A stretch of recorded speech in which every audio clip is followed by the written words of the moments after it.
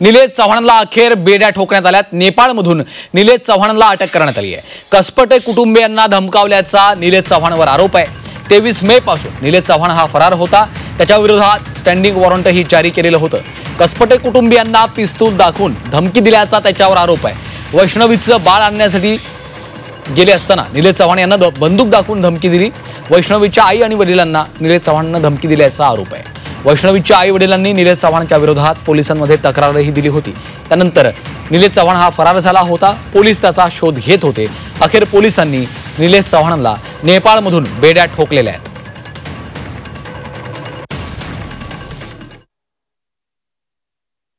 Bavdhan police station या ठिकाणी जो नवविवाहितेच्या मृत्यू प्रकरणी गुन्हा दाखल आहे, त्या गुन्ह्यामध्ये निलेश चव्हाण हा आरोपी पाहिजे होता। त्या आरोपीच्या शोधासाठी गुन्हे शाखेचे 3 पथक रवाना करण्यात आले होते।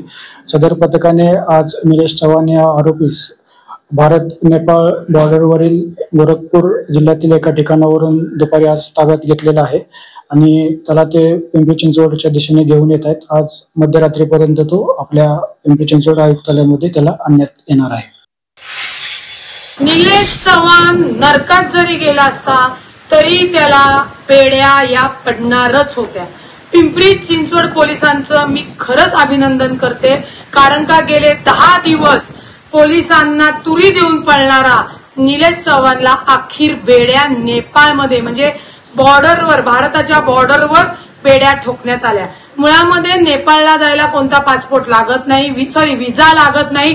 पासपोर्ट आणि इलेक्शन कार्डच्या आधारे हा जो शातीर निलेश चव्हाण आहे यांनी पळ काढला होता।